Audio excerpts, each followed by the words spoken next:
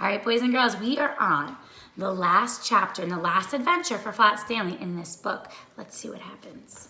Chapter 5, Arthur's Good Idea. For a while, Stanley Lamb was a famous name. Everywhere that Stanley went, people stared and pointed at him. He could hear them whisper, "Over there, Ange, over there. That must be Stanley Lamb, the one who caught the sneak thieves," and things like that. But after a few weeks, the whispering and the staring stopped. People had other things to think about. Stanley didn't mind.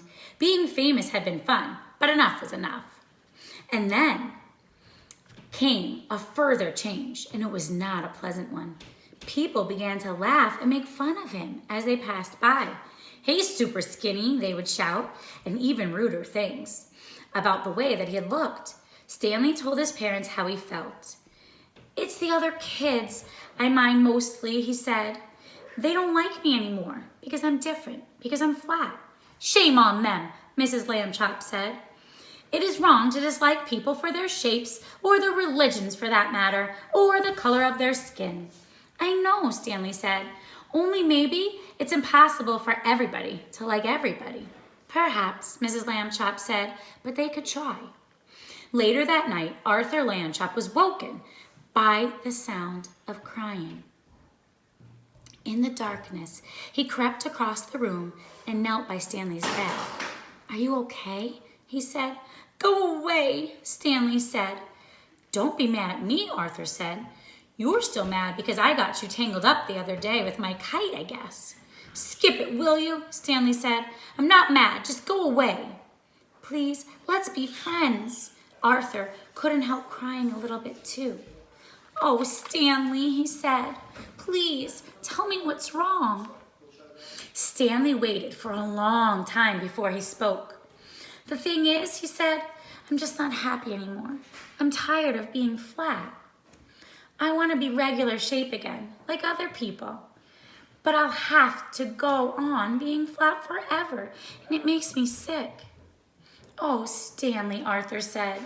He dried his tears on the corner of Stanley's sheet and could think of nothing more to say. "Don't talk about what I just told you," Stanley told him. "I don't want the folks to worry. That would only make it worse." "You're brave," Arthur said. "You really are." He took hold of Stanley's hand. The two brothers sat together in the darkness, being friends. They were both still sad, but each one felt a little bit better than they had before. And then suddenly, though he was not even trying to think, Arthur had an idea. He jumped up and turned on the light, and he ran to the big storage box where the toys were kept. He began rummaging or searching through the box. Stanley sat by the bed to watch. Arthur flung aside a football and some soldiers and an airplane model and lots of wooden blocks. And then he said, "Aha!" He found what he was looking for, an old bicycle pump. He held it up, and Stanley had looked at it, and they looked at each other. "Okay," Stanley said at last, "but take it really easy." Do you know what they're going to do? He put the end of a long hose in his mouth. He clamped down his lips tightly, about not letting any air escape. "I'll go slowly," Arthur said. "If it hurts or anything, wiggle your hand at me." He began to pump. At first, nothing happened, except Stanley's cheeks started to bulge a bit. Arthur watched his hand, but there was not a wiggle, so he pumped on. Then suddenly, Stanley's top half began to swell or get bigger. It's working, shouted Arthur, pumping away.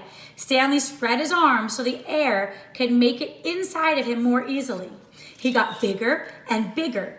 The buttons on his pajama top started to burst off.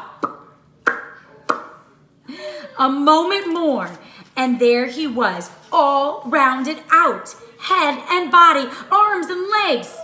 But his right foot, the foot stayed flat. Arthur stopped pumping. It's like he was trying to get the very last bits of a balloon. Maybe if we shake it, that'll help. Stanley shook his right foot twice, and with a little swooshing sound, it swelled up to match his left one. There stood Stanley Lambchop, as he used to be, as if he had never been flat at all. "Thank you, Arthur," Stanley said. "Thank you very much." The brothers were shaking hands when Mr. Lambchop strode into the room with Mrs. Lambchop right behind him. "We heard you," said Mr. Lambchop. "Up and talking when you ought to be asleep, huh? Shame on—" "George!" said Mrs. Lambchop. "Stanley's round again." "You're right," said Mr. Lambchop, noticing. "Good for you, Stanley." "I'm the one who did it," Arthur had said. "I blew him up." Everybody was terribly excited and happy, of course. Mrs. Lambchop made hot chocolate to celebrate the occasion, and several toasts were drunk to Arthur for his cleverness. When the little party was over, Mr. and Mrs. Lambchop tucked the boys back into their beds and kissed them. And then they turned out the light. "Good night," they said. "Good night," said Stanley and Arthur. It had been a long and tiring day. Very soon, all the Lambchops were asleep. I hope you enjoyed the last adventure in the first Flat Stanley book.